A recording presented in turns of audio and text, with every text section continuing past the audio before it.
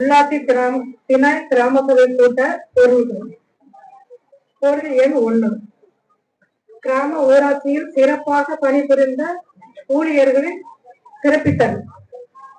கிராம ஊராட்சியில் தங்களை முழுமையாக ஈடுபடுத்தி சிறப்பாக சேவை புரிந்த தூய்மை காவலர்கள் உள்ளிட்ட தூய்மை பணியாளர்களுக்கு கிராம சபை மூலம் பாராட்டு தெரிவித்தல். பொருள் 2. கிராம ஊராட்சியில் சிறப்பாக செயல்பட்டுக் கொண்டிருக்கும் மகளிர் சுய உதவி குழுக்களை கௌரவித்தல். கிராம ஊராட்சியின் வளர்ச்சியில் முதுகெலும்பாக திகழும் மகளிர் சுய உதவி குழுக்களை ஊக்குவிக்கும் பொருட்டு சிறப்பாக செயல்பட்ட மகளிர் உதவி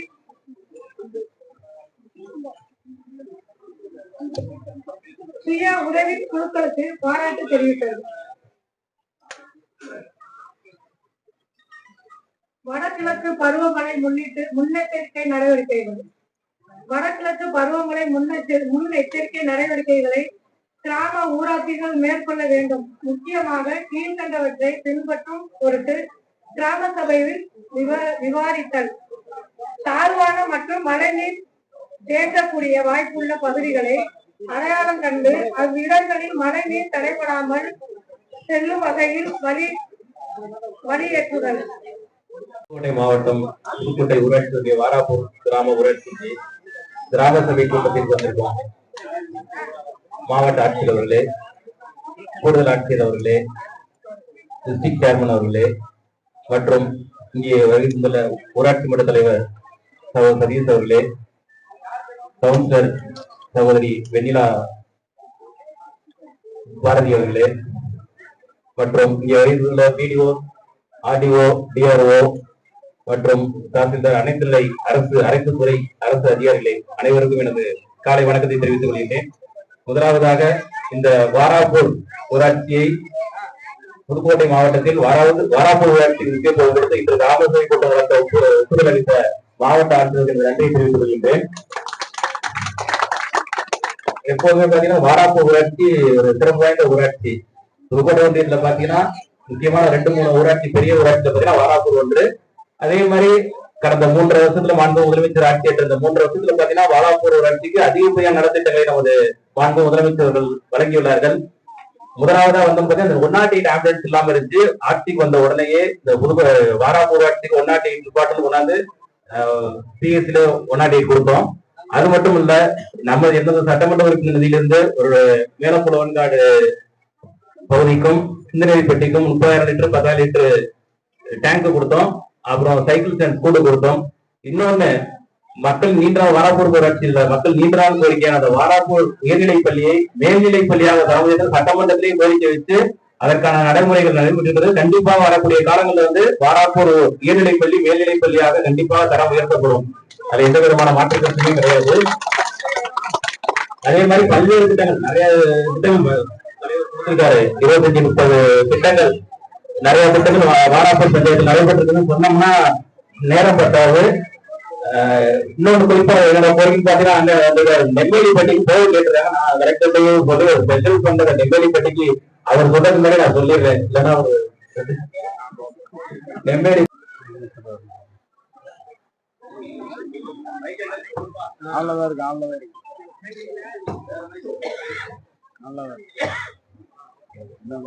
இருக்கு.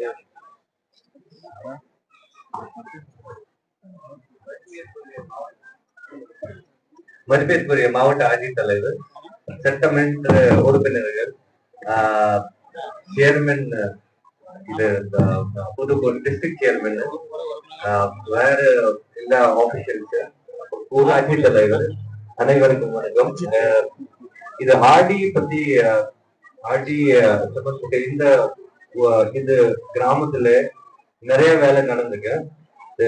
கடைசிய 3-4 வருஷம் இந்த வருஷம் டோட்டல் வந்து எம்ஜிஎன்ஆர்சி 118 வேலை வந்து நடந்துங்க. 118 வேலை தான். 54 வந்து லேபர் ஒர்க்ஸ் இருக்கும். அண்ட் 66 வந்து மெட்டீரியல் ஒர்க்ஸ் இருக்கும், லேபர். பட் ஆனா இது லேபர் ஒர்க்ஸ், ஆனா இது 100 நாள் வேலைக்கு இங்க வந்து லேபர் வந்து ரொம்ப கம்மியா ஜெனரேட் பண்ணுங்க. ஊராட்சி தலைவருக்கு நான் ஏற்கனவே பேசி இங்க ஆவரேஜ் வந்து ரொம்ப கம்மியா இருக்கும். 54 வந்து இங்க ஆவரேஜ். ஆனா இது 95 வந்து ஃபுல்லா புதுக்கோட்டை பிளாக்ல இருக்கும். இங்க 54 ஆவரேஜா இருக்கும். சோ கொஞ்சம் இதை இன்க்ரீஸ் பண்ணுங்க. பிகாஸ் லேபர் இல்ல ஒரு கிளஸ்டர் இந்த மாவட்டம் இந்த கிராமில டோட்டல் மொத்தம் வந்து 3 கிளஸ்டர்ஸ் இருக்கும். 16 குக்கிராமுக்கு 3 கிளஸ்டர்ஸ்ல ஒரு கிளஸ்டருக்கு 8 வேலை இப்போ வந்து அவைலபிளா இருக்கும். பட் அவங்கதான் ஒர்க் வந்து நிறைய கம்மியா ஜென்ரேட் பண்ணுங்க. அதுக்காக வந்து அவங்க இங்க மெட்டீரியல் ஒர்க்ஸ் நிறைய கொடுத்து பட் அது ஸ்டார்ட் பண்ண முடியாது. தயவு செய்து நீங்க இத்தனை பேருக்கு 100 நாள் வேணும். நீங்க பஞ்சாயத்து செக்ரட்டரிக்கு கான்டாக்ட் பண்ணுங்க. அண்ட் பணித்தரர் பதக்கம் இருக்கும். உங்க ஒரு கிளஸ்டருக்கு பணித்தரர் பதக்கம் அண்ட் பஞ்சாயத்து செக்ரட்டரிக்கு பேசணும். நீங்க வேலை ஜென்ரேட் பண்ணுங்க. ஜாப் கார்டு சேர்த்து தான் ஃபீல்டுக்கு வரும். அப்புறம் வந்து உங்க பாக்கி வேலை வந்து இது 22, 23, 24, 25 நிறைய வேலை வந்து இந்த பஞ்சாயத்துக்கு கொடுத்து 15 ஃபைனான்ஸ் பிளாக் பஞ்சாயத்துல ஏற்கனவே கூட்டல் வந்து 5 வேலை கொடுத்து 5ல 2 கம்ப்ளீட் ஆயிடுச்சு. 15 ஃபைனான்ஸ் வில்லேஜ் பஞ்சாயத்து 17 வேலை கொடுத்து 17 வேலை கம்ப்ளீட் ஆயிடுச்சு அதுக்கு. அண்ட் இது ஆங்கன்வாடி சென்டர் 3 ஆங்கன்வாடி சென்டர் கொடுத்தாக்க கம்ப்ளீட் ஆயிடுச்சு. இனாகரேட் பண்ணியாச்சுதான். சிஎம் வந்து அதுக்கு இனாகரேட் பண்ணுங்க. 3 பஞ்சாயத்து வந்து 3 ஒரே ஒரு பாக்கி இருக்கும். இப்போ வந்து அதுக்கு கண்டிஷன் ரொம்ப மோசமா இருக்கும். ஆனா அவங்க சொல்லி அடுத்த வருஷத்தில் வாராப்பூர் கிராம ஊராட்சி நடைபெறும் சிறப்பு கிராம சபை கூட்டத்தில் கலந்து கொண்டிருக்கும் நமது மதிப்பிற்குரிய புதுக்கோட்டை சட்டமன்ற உறுப்பினர் அவர்களுக்கும் கூடுதல் ஆட்சியர் வளர்ச்சி அவர்களுக்கும் மாவட்ட வருவாய் அலுவலர் அவர்களுக்கும் மாவட்ட ஊராட்சி குழு தலைவர் அவர்களுக்கும் வருவாய் கோட்டாட்சியர் வட்டாட்சியர் வட்டார வளர்ச்சி அலுவலர் உள்ளிட்ட அனைத்து அதிகாரிகளுக்கும் வாராப்பூர் ஊராட்சி மன்ற தலைவர் அவர்களுக்கும் ஏடி பஞ்சாயத் உள்ளிட்ட அத்தனை அதிகாரிகளுக்கும் வாராப்பூர் ஊராட்சியை சேர்ந்த பொதுமக்கள் அனைத்து அரசு அதிகாரிகள் மக்கள் பிரதிநிதிகள் பத்திரிகை மற்றும் ஊடகத்துறை நண்பர்கள் அனைவருக்கும் எனக்கு பணியான வணக்கத்தை தெரிவித்துக் கொள்கிறேன். இந்த ஊராட்சி கிட்டத்தட்ட 2000 குடும்பங்களை கொண்ட ஒரு ஊராட்சி. இந்த ஊராட்சியில வாராப்பூர் மட்டும் எடுத்துட்டீங்கன்னா கிட்டத்தட்ட ஒரு 170 குடும்பங்கள் வசிக்கின்றன. இந்த ஊராட்சியை பொறுத்த வரைக்கும் கடந்த 3 ஆண்டு காலமாக ஒரு 2000 குடும்பம் கொண்ட ஒரு ஊராட்சியில கடந்த 3 ஆண்டு காலமாக கிட்டத்தட்ட 4.5 கோடி மதிப்பீட்டில் பல்வேறு திட்டங்கள் நமது அரசால் தமிழக முதல்வர் அவர்களால் செயல்படுத்தப்பட்டு வந்திருக்கிறது.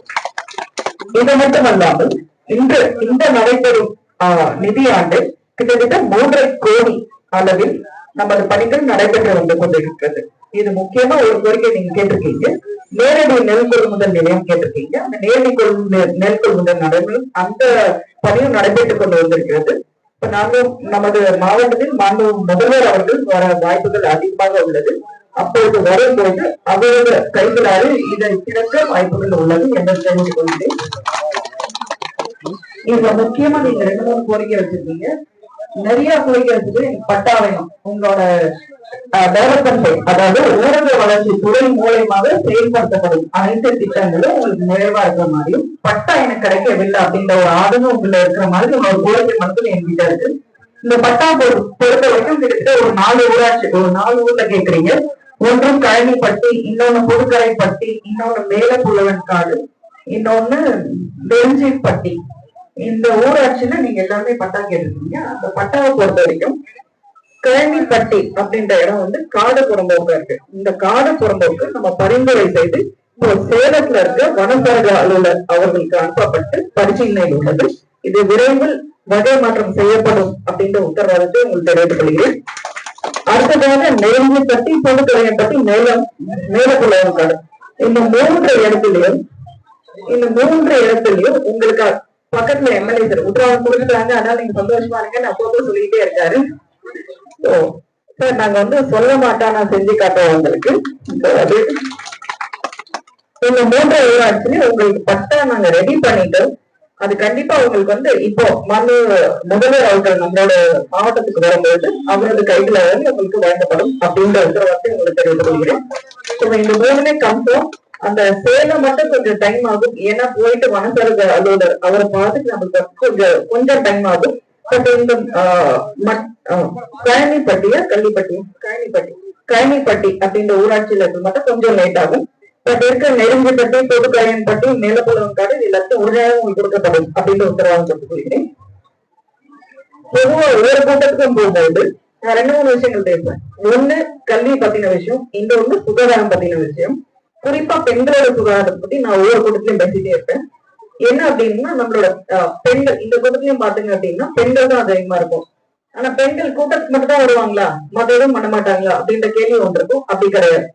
பெண்கள் தான் பொறுமையும் செய்யாம இருப்பாங்க. என்னை சுத்தி இருக்கவங்களா ஆண்களா இருந்தாலும் நான் சொல்றது என்னன்னா பொறுமையோடும் பெருமையோட இருப்பது பெண்கள் மட்டும்தான். அவர்கள் தான் இருப்பாங்க. உங்களோட பெருமையும் பொறுமையும் அறிந்து கொண்ட முதல்வர் அவர்கள் உங்களுக்காக கலைஞரின் மகளிர் உரிமை திட்டம் அப்படின்ற ஒரு திட்டத்தை ஆரம்பிச்சாங்க. அந்த உரிமை திட்டம் உங்களுக்கு நிறைய வார்த்தை வச்சிருக்கலாம். அந்த திட்டத்தின் பேர்ல என்ன சொல்லிருக்கலாம், உங்களுக்கு ஓல்டேஜ் பென்ஷன் சொல்லியிருக்கான், ஓய்வூதியம் சொல்லியிருக்கோம். அப்படி எதுவுமே சொல்லல. அவங்க சொன்னது என்னன்னா உரிமை திட்டம் அப்படின்னா நம்ம எல்லாரும் வீட்டுல இருந்து நம்மளோட கணவரை பார்த்துக்கிட்டோம், நம்மளோட குழந்தைகளை பார்த்துட்டோம், இதையும் தாண்டி குடும்பத்துக்காக உழைச்சி சம்பாதிச்சு கொடுக்கறதும் இதை மதிச்சு உங்களோட உரிமை அப்படின்னு சொல்லி நீங்க அதை வாங்கணும்னு சொல்லி கொடுத்த பணம் தான் 1000 ரூபாய். அந்த 1000 ரூபாய் நீங்க வாங்கும் பொழுது உங்க கையில நீங்க யாரையும் எதிர்பார்க்க வேணாம், உங்களோட கணவரையோ உங்களோட மகனையோ எதிர்பார்க்க வேண்டாம். அந்த பணம் உங்களோட கணக்குல போகும்போது நீங்க உரிமை கொண்டாடுறீங்க, நீங்க எடுத்துக்கிறீங்க, யாரையும் சார்ந்து இருக்காம இருக்கிறீங்க. இது ஒரு மிகப்பெரிய திட்டம். இதுல சில மனக்குறைகள் இருக்கிறதா நம்மளோட மதிப்பிற்குரிய எம்எல்ஏ சார் சொன்னாங்க. என்ன சொன்னாங்கன்னா நிறைய பேர் கிடைக்கல அப்படின்றாங்க. இது முதல் கட்டம் போச்சு, 2வது கட்டம் ஒன்று இருக்கு. அப்படி இருக்கும்பொழுது நம்மளோட வட்டாட்சியர் அவர்கள் கண்டிப்பா வருவாங்க. வரும்பொழுது உங்கள்கிட்ட இந்த மனு பெறுவார்கள். மனு பெற்று நம்மளுக்கு ஆன்லைன்ல ஓபன் ஆகாது, கம்ப்யூட்டர்ல கவர்மெண்ட்ல இருந்து ஓபன் பண்ணணும். அப்படி இருந்தா மட்டும்தான் உங்களோட மனுக்குள்ள உள்ள அனுப்பி உள்ளீடு செய்து உங்களுக்கு கிடைக்குதா இல்லையான்னு முடிவுக்கு வர முடியும். சோ கண்டிப்பாக தகுதி உள்ள அனைத்து பெண்களுக்கும் இந்த கலைஞர் மகளிர் உரிமை திட்டம் கண்டிப்பா கிடைக்கும் அப்படின்ற ஒரு தெரிவித்துக் கொள்கிறேன். இது மட்டும் இல்லாம சரி ரைட் இது பணம் வந்தாச்சு, அதுக்குள்ள நம்ம என்ன செய்யணும், பெண் குழந்தைகளை படிக்க வைக்கணும். இந்த கல்வின்றது ரொம்ப ரொம்ப முக்கியம். கல்வி இல்லாம நிறைய குழந்தைகள் இன்றைக்கு பாதை மாறி போறது நிறைய பார்த்துட்டு இருக்கோம் இன்றைய காலகட்டத்தில்.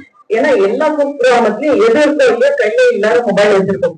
அந்த மொபைல்ல எதை முக்கியமா பாக்கணுமோ அதை எல்லாரும் வச்சிருக்கோம், எதை பாக்கிறதோ ரொம்ப நேரம் பார்த்துட்டு இருக்கோம்.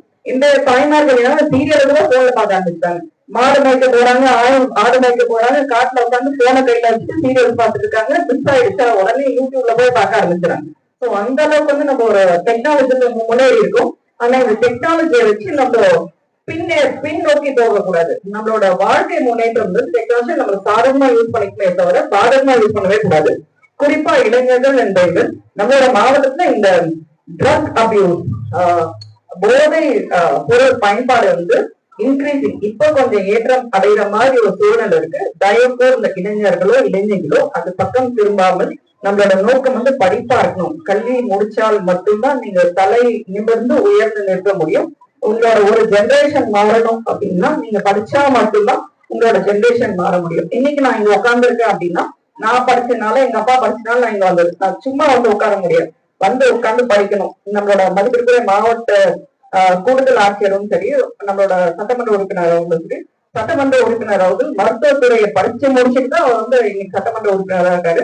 நம்மளோட கூடுதல் ஆட்சியர் IAS வெளியா இருக்காரு. எங்க காஷ்மீர்ல இருந்து படிச்சு காஷ்மீர் அப்படின்னு நம்மளுக்கு கண்கொள்ளா அதை பார்த்தே இருக்க மாட்டோம். அந்த மாதிரி ஒரு இடத்துல இருந்து படிச்சு முடிச்சு இன்றைக்கு சேவை செய்யணும், மக்களுக்காக சேவை செய்ய வேண்டும் அப்படின்றது தென்கோடியில இருக்கிற ஒரு தமிழ்நாட்டுக்கு செஞ்சிருக்காங்க. இதெல்லாம் என்ன காரணம் அப்படின்னா அந்த கல்வின்ற ஒரு விஷயம் இருக்கும்போது மட்டும் நம்ம முன்னேற முடியும். நம்மளோட வாழ்க்கை தரம் முன்னேறும், நம்மளோட பார்வை முன்னேறும்.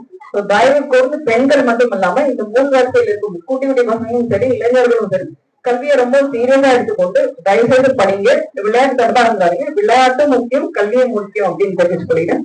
இது மட்டும் இல்லாம பெண்களை பொறுத்தவரைக்கும் நம்மளுக்கு இன்றைய தேதிக்கு நம்மளோட உணவு பழக்க வழக்க முறைகள் நிறைய மாறிவிட்டதுனால புற்றுநோய் அதிகமா இருக்குது. பெண்களுக்கு 2 வகை புற்றுநோய் அதிகமா தாக்குது. ஒண்ணு மார்பக புற்றுநோய், இன்னொன்னு கர்ப்பப்பை வாய் புற்றுநோய். இந்த 2 புற்றுநோயும் அதிக அளவில் தமிழ்நாடு மட்டும் உலகம் எங்குமே காணப்பட்டுகின்றது. அதற்காக நம்மளோட தமிழ்நாடு அரசு என்ன பண்ணிருக்காங்கன்னா நம்மளோட மருத்துவத்துறை மூலியமாக இங்க வந்து உங்களோட கிராமத்தில் சில மெடிக்கல் கேம்ப்ஸ் நடைமுறைப்படுத்தி உங்களோட கர்ப்பப்பை வாய் புற்றுநோய் இருக்கா அல்லது மார்பக புற்றுநோய் இருக்கா அப்படின்னு சுய பரிசோதனை செய்யறதுக்கு எப்படி செய்யணும் அப்படின்னு சொல்லி கொடுக்குறாங்க. அவங்களும் பரிசோதனை செஞ்சு உங்களுக்கு சொல்றாங்க. இல்ல நிறைய பேர் என்ன நினைக்கிறோம்னா ஒரு வெட்கப்படுறோம், ஒரு அச்சப்படுறோம், இதெல்லாம் நம்ம சொல்லணுமா, காட்டணுமா, இது நம்மளுக்கு எதாவது ஆயிடுமோ அப்படின்ற ஒரு பயம் எல்லாரும் மனசுலயும் இருக்கு. தயவுசெய்து அதை வச்சுக்காதீங்க.